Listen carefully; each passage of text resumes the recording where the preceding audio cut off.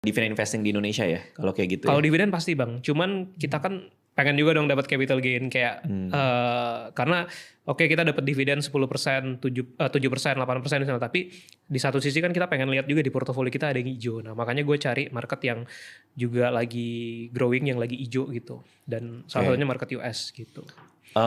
Kalau kita lihat market US sih, gue ada beberapa hal yang pengen gue tanyain justru jadinya.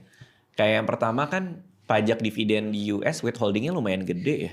Pajaknya 20-30% kalau nggak salah ya. untuk jadi waktu kita terima dividen, kalau kita warga negara Indonesia itu langsung dipotong 15%. Oh 15 justru? 15%. Karena ada lo pakai treaty ya berarti ya?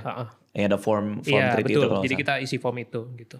15%. Cuman kan dividen nggak kita terlalu berharap sebenarnya kalau menurut gua di US kan. Karena paling dapat 2%-an 3% ya cuman sama kayak deposito lu taruh di Indonesia kan gitu. Jadi lo berharap dari capital gain? Capital gain. Nah itu dipajakin juga kan sampai kena pajak progresif tuh kalau nggak salah? Iya, memang pajaknya cukup gede ya kalau di market kalau kita dapat income dari situ gitu. Jadi sebenarnya plus minus sih. Oke. Lo udah ngitung kira-kira projection lo setelah dikurangin pajak capital gain dari US itu berapa nggak kira-kira ininya projection keuntungannya capital gain lo? Projection gue belum hitung sih kalau sampai situ. Jadi karena banyak gue gulung Bang, nggak langsung gue realize itunya. Paling gue ada realize sebagian kecil lah gitu untuk tarik. Tapi mostly modalnya masih digulung terus di market US gitu. Berarti lo pakai ETF ya? Beli sahamnya langsung, beli langsung lewat platform-platform yang memudahkan kita lah buat beli saham US gitu. Oke. Tapi kalau melihat MSCI, melihat perang Irak, itu ke kondisi market Indonesia dari sisi lo gimana? Ngaruh banget ya Bang. Paling kita kelihatan mostly yang gue perhatiin hampir semua sektor kan kena. Yang hijau di situasi market ini yang gue lihat cuma dua, di batubara, saham batubara sama sawit gitu.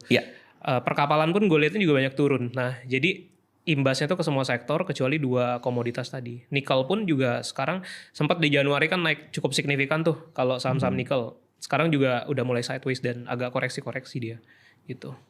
Jadi ngaruh banget sih. Terlepas langsung berpengaruh ke bisnisnya enggak, tapi kan persepsi orang lagi perang nggak pasti di mana-mana, buat taruh duit di market itu mungkin cukup challenging, dan ada yang takut juga, mungkin takut duitnya ketahan gitu. Dan kalau lo malah justru naruh di luar berarti gitu ya? Gue naruh dari luar tuh udah mulai bukan dari tahun ini, dari tahun lalu. Banyaknya gue taruh, jadi gue separuh pindahin.